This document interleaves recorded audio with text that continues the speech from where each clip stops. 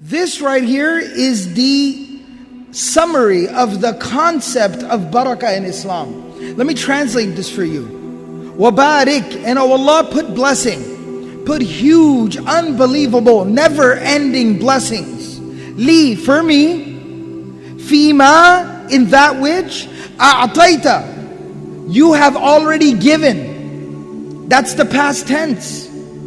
It's the past tense, a'tayta, meaning what you have already given. I'm not asking for more, Allah. What I'm asking for is that what you have given me is more than enough. It suffices. What I already have is more than enough. I'm just now asking you, Ya Allah, to inject the element of barakah and blessing into that which you have already given me. That is the concept of barakah. Barakah is not more. Barakah is not about more. Barakah is about the ability to do more with less. Barakah has nothing to do with quantity. It has everything to do with quality. The quality of what you have. I don't need more, Ya Allah. I just need blessing on what I have. The ability to do more with less. And this is something very interesting, very profound. You know, more and less, and blessed and not blessed, and quantity versus quality. And if you really get to thinking, if you do some deep soul searching, it'll hit you like a punch. It'll really knock the wind out of you. Because you read a narration about the Prophet of Allah sallallahu alaihi wasallam. You know, the day that he passed away, there were a couple of mats. There was 1 or 2 jugs. There was a mule tied outside the house. There was a sword, there was a shield, and a couple of pairs of clothes. That was the sole possession of Rasulullah sallallahu alaihi wasallam, the greatest human being to ever walk the face of this earth. That's all he had.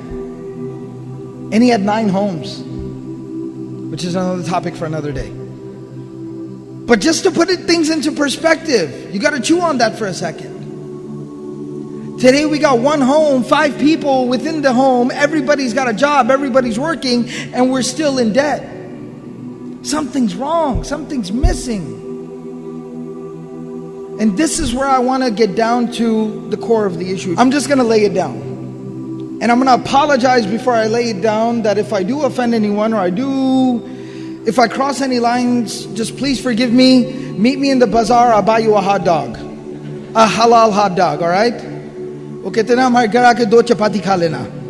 Right? So just come to the bazaar, I'll feed you a hot dog, alright? Don't be mad at me. So I'm just going to say it like it is. We have a lot of discourse, we have a lot of conversation, we have a lot of discussion in the Muslim community today about Sharia compliant financing, halal this, Sharia compliant that. And I'm not criticizing, the people that are providing these services. They are very good, beneficial services for those people that need them. But I am keeping it real with y'all for a minute.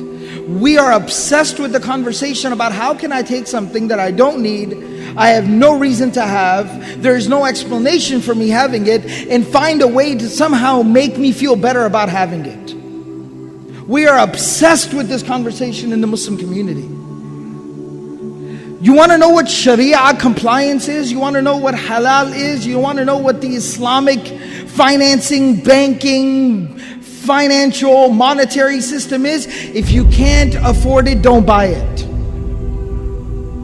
That's Islam. That's Sharia compliance. If you never buy anything you don't need, you are living a Sharia compliant lifestyle. That's as simple as it is. And I know it sounds oversimplified, but it's really not. Wallahi, it's not.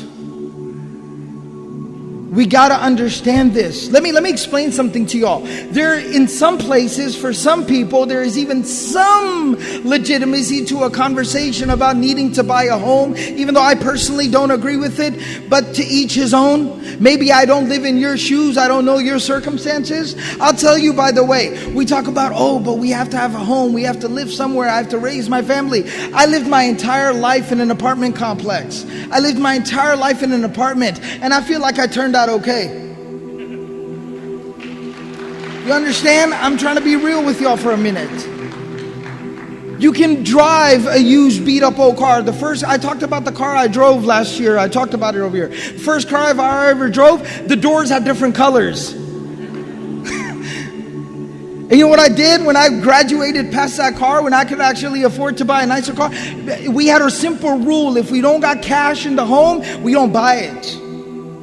If you ain't got cash, you don't buy it. I know that sounds oversimplified to some people, but that's how you live your life. That's how you live a responsible life. So even when I bought another car with cash, mind you, that other old car with the different colored doors, I didn't sell it. You know why? Because I had a little brother. It was too good of an opportunity to pass up. And I made him drive it until he drove the wheels off of it. I actually had to pay somebody to take that thing out of my driveway. But that's just how it works. If you can't afford it, you don't buy it. It's a very, very simple, straightforward philosophy.